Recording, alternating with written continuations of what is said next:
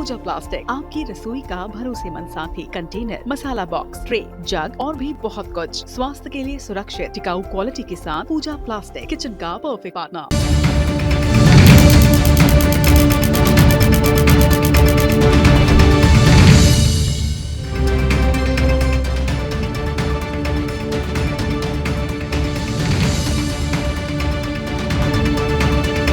नमस्कार, prime time special में आप सभी दर्शकों का बहुत स्वागत, अभिनंदन। मेरा नाम राहुल सौमित्र है। प्राइम टाइम स्पेशल में आज बात होगी ऑस्ट्रेलिया में हुए आतंकी हमले की, उस हमले की जिसका कनेक्शन पाकिस्तान से है। और इसी कड़ी में एक बार फिर पहलगाम आतंकी हमले की वो दर्दनाक तस्वीरें सामने होंगी। तो आज के प्राइम टाइम स्पेशल में सवाल बहुत क्लियर और साफ है। पहलगाम से बॉन्डी बीच तक चेहरे नए हैं, लेकिन पता है कहानी वही है।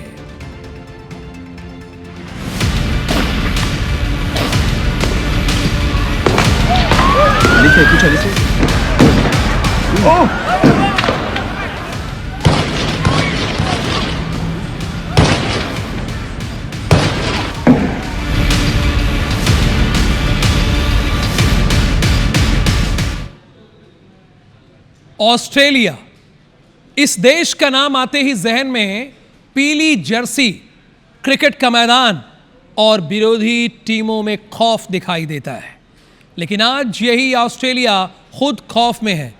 वजह है आतंकी हमला। 14 दिसंबर को सिडनी में आतंक ने दस्तक दी।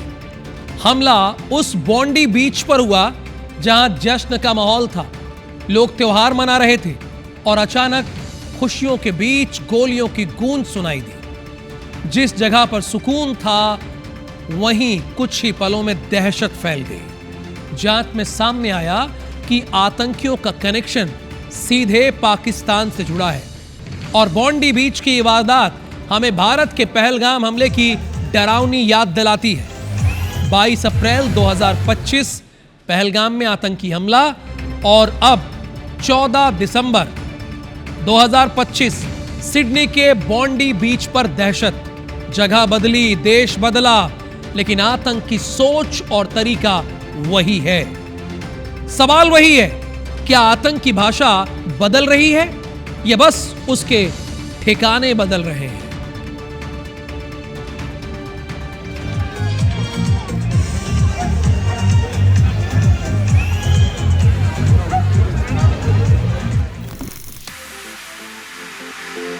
ऑस्ट्रेलिया का मशहूर बॉन्डी बीच, समुद्र की लहरें, ढलता सूरज और हनुक्का फेस्टिवल की रौनक।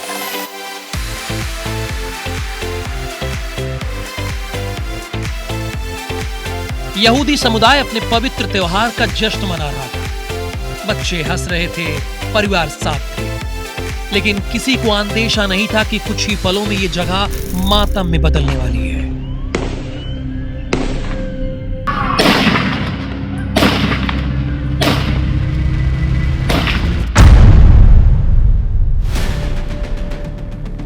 शाम करीब ढल चुकी थी।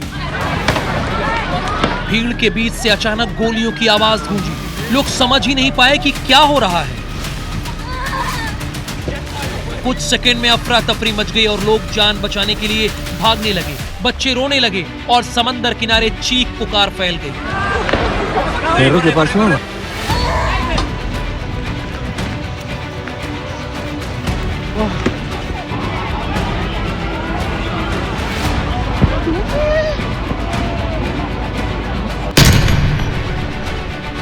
हमलावर दो थे और सबसे चौंकाने वाली बात, दोनों बाप बेटे। पुलिस के मुताबिक 50 साल का साजिद अकरम और उसका 24 साल का बेटा नवीद अकरम भीड़ पर फायरिंग कर रहा था। दोनों ने घर से निकलते वक्त अपने परिवार से कहा था मछलियां पकड़ने जा रहे हैं, लेकिन वे मछली पकड़ने नहीं, मौत बांटने निकले थे।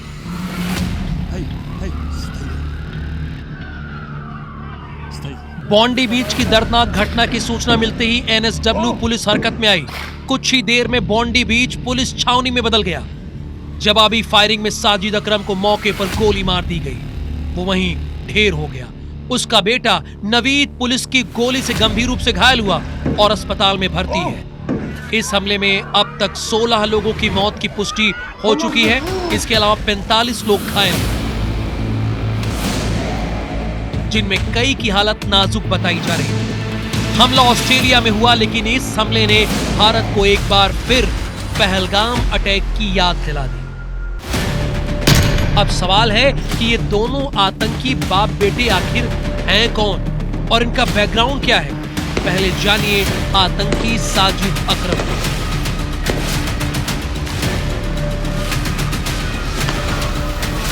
ऑस्ट्रेलिया के गृहमंत्री टॉनी बुर्के ने बड़ा खुलासा किया है।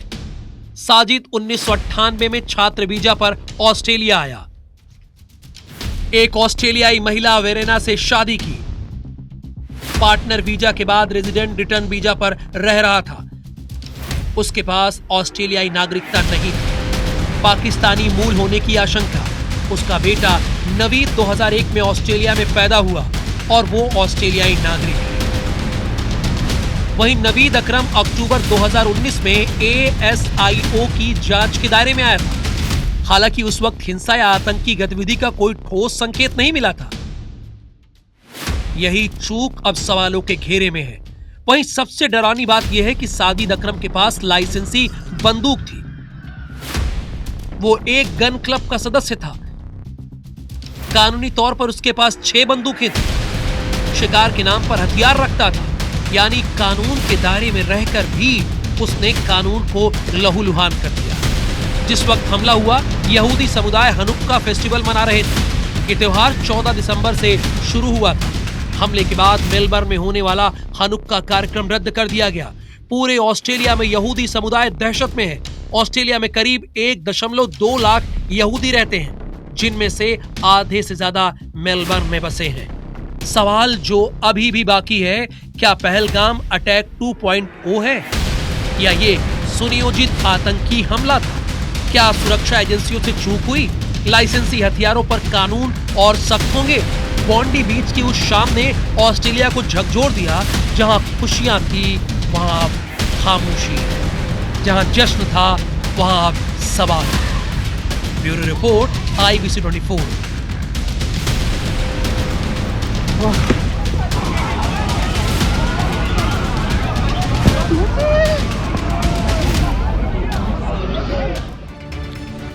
रिपोर्ट देखने के बाद सवाल बड़ा सीधा सा है। आखिर यहूदी समुदाय को ही क्यों निशाना बनाया जा रहा है? असल में हजारों साल पुराना इतिहास, अलग धार्मिक पहचान और दुनिया की राजनीति से जोड़े गए झूठे आरोप, इन्हीं वजहों से यहूदी समुदाय लंबे समय से नफरत का शिकार रहा है। इजराइल हमास युद्ध के बाद ये नफरत ऑस्ट्रेलिया तक पहुंच गई, जहां अंतर्राष्ट्रीय संघर्षों का गुस्सा स्थानीय यहूदी नागरिकों पर उतारा जा रहा है। धार्मिक स्थल हो या सामुदायिक कार्यक्रम, हमले एक ही सोच दिखाते हैं। पूरी एक समुदाय को दोषी ठहराने की खतरनाक मानसिकता। और यही वजह है कि इसे सिर्फ अपराध नहीं, बल्कि नफरत और आतंक से जुड़ा हमला माना जा रहा है। जब गोलियों की आवाज से बॉन्डी बीच कांप उठा, जब सैकड़ों लोग जान बचाने के लिए भाग रहे थे, तभी भीड़ के बीच से एक शख्स आगे बढ़ा। न हाथ में हथियार, न शरीर पर सुरक्षा, बस हिम्मत और इंसानियत। आज वही शख्स ऑस्ट्रेलिया ही नहीं बल्कि पूरी दुनिया में बहादुरी की मिसाल बन चुका है। कौन है ये शख्स और आखिर कैसे इसने इस आतंकी हमले को नाकाम करने की कोशिश की? ये आपको जरूर देखना चाहिए।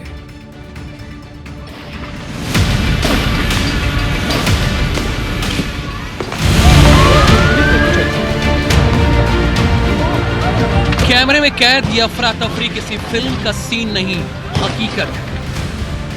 किसी हकीकत में एक शख्स निहत्था होकर मौत के सामने खड़ा हो जाता है। नाम अहमद उल अहमद। आज दुनिया उन्हें ऑस्ट्रेलिया का नया हीरो कह रही है। जब बॉन्डी बीच पर हनुक्का उत्सव चल रहा था, तभी 2 आतंकियों ने भीड़ पर अंधाधुंध फायरिंग शुरू कर दी।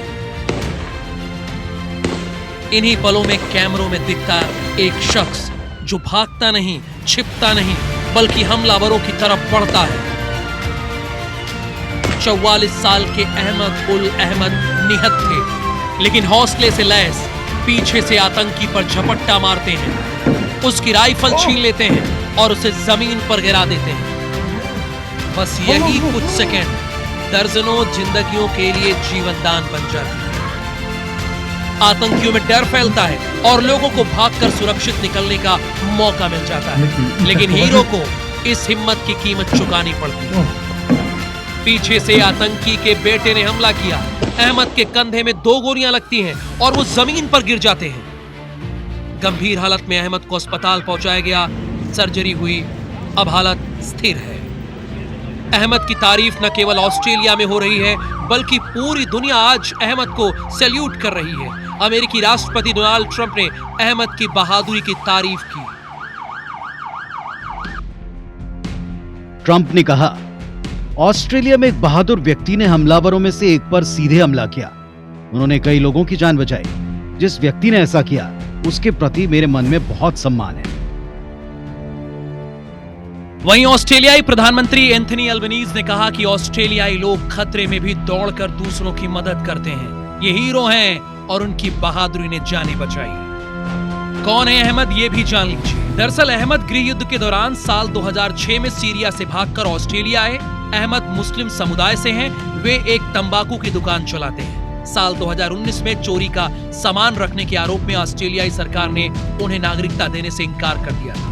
हालांकि बाद में आरोप हटा लिए गए और साल 2022 में अहमद को ऑस्ट्रेलियाई नागरिकता मिल गई।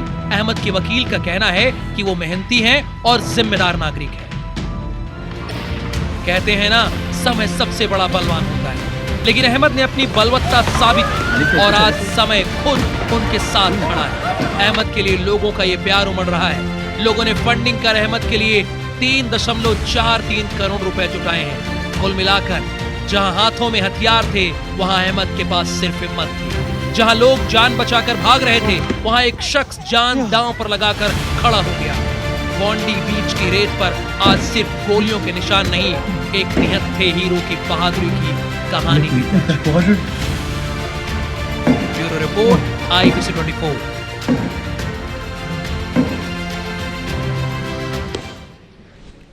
क्या शानदार लाइन लिखी गई ना।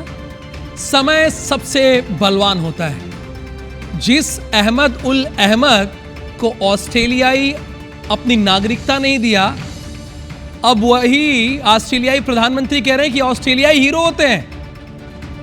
बहुत बेहतरीन लाइन ना। समय सबसे बलवान होता है। गुड। अहमद उल अहमद नाम याद रखिएगा, क्योंकि हीरो ऐसे ही होते हैं। लेकिन एक सवाल है, 2 अलग अलग देश, 2 अलग अलग जगहें, लेकिन आतंक का तरीका लगभग एक जैसा। भारत के पहलगाम से लेकर ऑस्ट्रेलिया के बॉन्डी तक, भीड़ को निशाना, मासूमों पर हमला और डर फैलाने की वही पुरानी साजिश। सवाल यह है, क्या यह सिर्फ महज इत्तेफाक है या फिर आतंकी पैटर्न की एक डरावनी दोहराव? अब आपको इस रिपोर्ट में हम दिखाएंगे 2 हमले, एक जैसा तरीका और वो कड़ियां जो दुनिया को सोचने पर मजबूर कर रही हैं।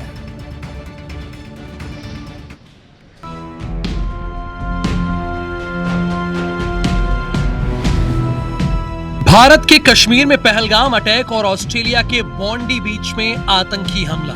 2 अलग अलग देश, लेकिन हमले का तरीका देखिए। तस्वीरें अलग हैं, मगर डर फैलाने का पैटर्न काफी मिलता जुलता है। दोनों ही मामलों में निशाना बने हैं आम नागरिक। पहलगाम में खुले मैदान में मौजूद पर्यटक और बॉन्डी में भीड़ भाड़ वाला सार्वजनिक आयोजन, जहां लोग निहत्थे थे और हमला अचानक। हमले का तरीका भी लगभग एक जैसा। हथियारबंद हमलावर, अचानक गोलीबारी और कुछ ही मिनटों में इलाका दहशत में बदल गया। मकसद साफ था, ज्यादा से ज्यादा डर और ज्यादा से ज्यादा नुकसान। दोनों हमलों में कई निर्दोष लोगों की जान गई। देश ही नहीं दुनिया भर में इन घटनाओं की निंदा हुई। सुरक्षा एजेंसियां अलर्ट पर आई और सवाल है कि आखिर ये हमले जुड़े तो नहीं हैं। पहलगाम हमले के बाद भारत ने सीधे आरोप लगाए कि हमलावरों को पाकिस्तान से मदद और ट्रेनिंग मिली। वहीं ऑस्ट्रेलिया हमले में भी हमलावरों की पृष्ठभूमि को लेकर पाकिस्तान एंगल की जांच चल रही है। हालांकि इन मामलों में अंतिम निष्कर्ष जांच के बाद ही सामने आएंगे। बॉन्डी हमले में चरमपंथी संगठन ISIS से प्रेरणा की आशंका जताई गई है। जांच एजेंसियां देख रही हैं कि हमला किसी नेटवर्क का हिस्सा था या फिर लोन वुल्फ अटैक। नतीजा साफ है, आतंकवाद की सोच सरहदें नहीं देखती। पहलगाम हो या बॉन्डी, निशाना एक ही है, आम लोग। सवाल कई है, लेकिन हकीकत यह है कि ये लड़ाई सिर्फ किसी एक देश की नहीं बल्कि पूरी दुनिया की है। Bureau report, IBC 24।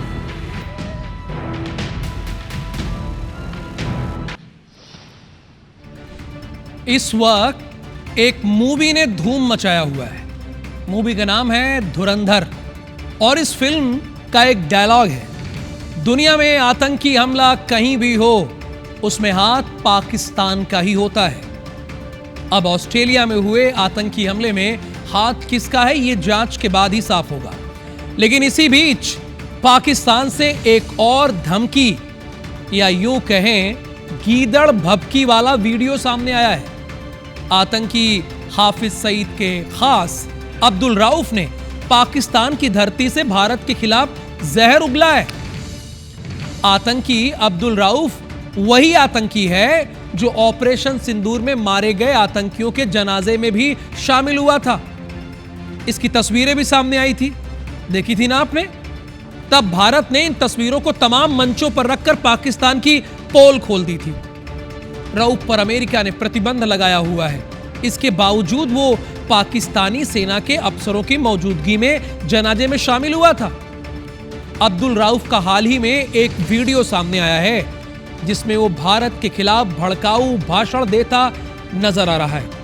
Abdul Rauf ने कहा, कश्मीर क्या सारी दुनिया में इस्लाम आएगा? भाई कैसे आएगा और क्यों आएगा?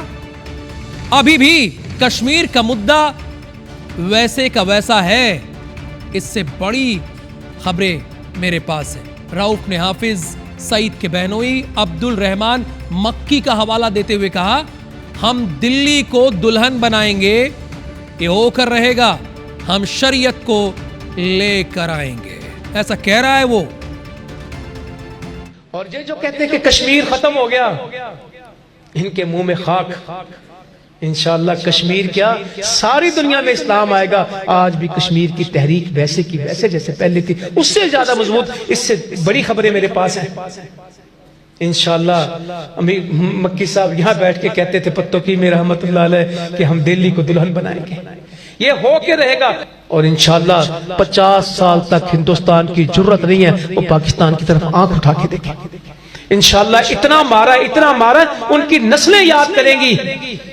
ये राफेल शफेल तो कुछ नहीं, S-400 तो कुछ नहीं, उनके ड्रोन भी गए, उनकी टेक्नोलॉजी भी गई, उनकी एयरफोर्स की जरूरत नहीं कि कभी फिजा में आ सके। ये अल्लाह ने आपके मुल्क को तौफीक अता फरमाई। 58 इस्लामी मुल्कों में एक इस्लामी दिफाई मुल्क है और एटमी पाकिस्तान है और कोई नहीं। अच्छा एक बात है, 1947 के बाद से आज तक पाकिस्तान सिर्फ बोलना ही जानते हैं बस। भारत करारा जवाब देना जानता है, हमेशा बोलता नहीं करके दिखाता है। ऑस्ट्रेलिया में हुए आतंकी हमले को लेकर ओडिशा के पुरी से एक भावुक और मानवीय संदेश सामने आया है। प्रसिद्ध सैंड आर्टिस्ट सुदर्शन पटनायक ने ऑस्ट्रेलिया में हुए आतंकी हमले के पीड़ितों को अनोखे अंदाज में श्रद्धांजलि दी। पूरी समुद्र तट पर रेत से बनी अपनी कलाकृति के माध्यम से उन्होंने मृतकों के प्रति शोक संवेदना व्यक्त की। ये है भारत देश।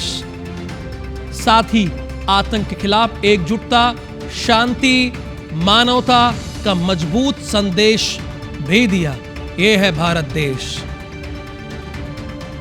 ये तस्वीरें आप देखिए, ऑस्ट्रेलिया में जो हमला हुआ है उसके लिए भारत में श्रद्धांजलि दी गई है। बॉन्डी बीच पे जो कुछ हुआ, और उधर पाकिस्तान की गीदड़ भभकी आपने सुनी ना, जिक्र तो करना नहीं चाह रहे थे, हमारी टीम भी नहीं करना चाह रही थी, लेकिन कई बार उनकी मानसिकता क्या है ये दिखा देना जरूरी है, क्योंकि आज भी कुछ लोग ऐसे हैं जो पाकिस्तान पाकिस्तान करते हैं। नहीं करना चाहिए।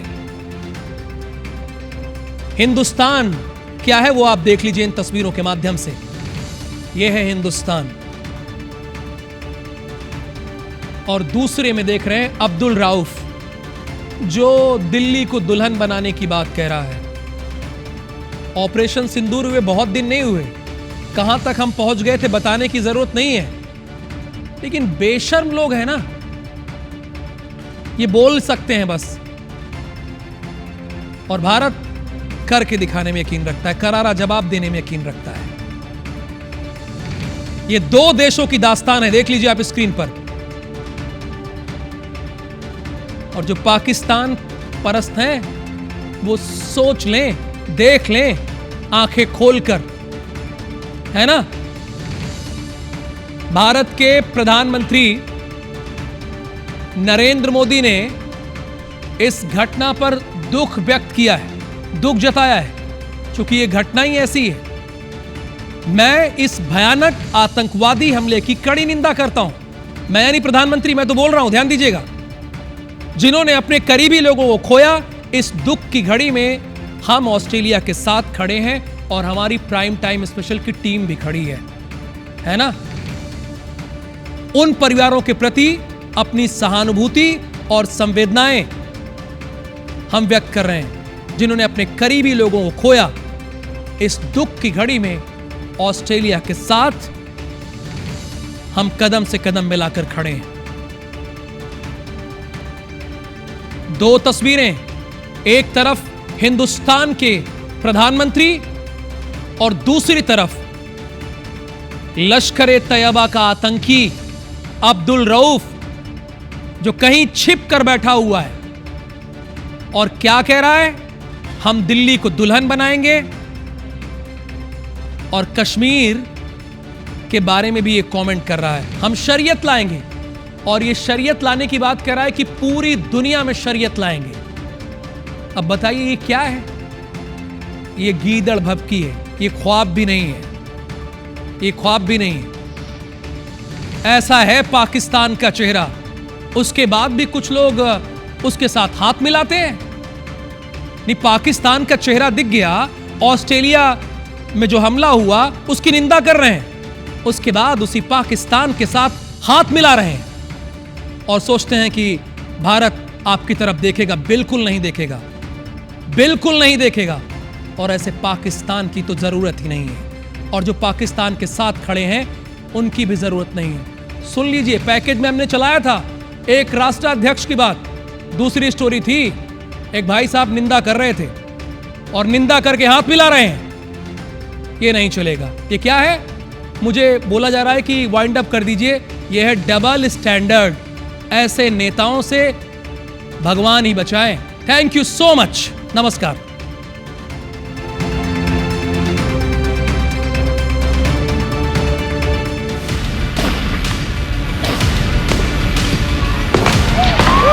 कुछ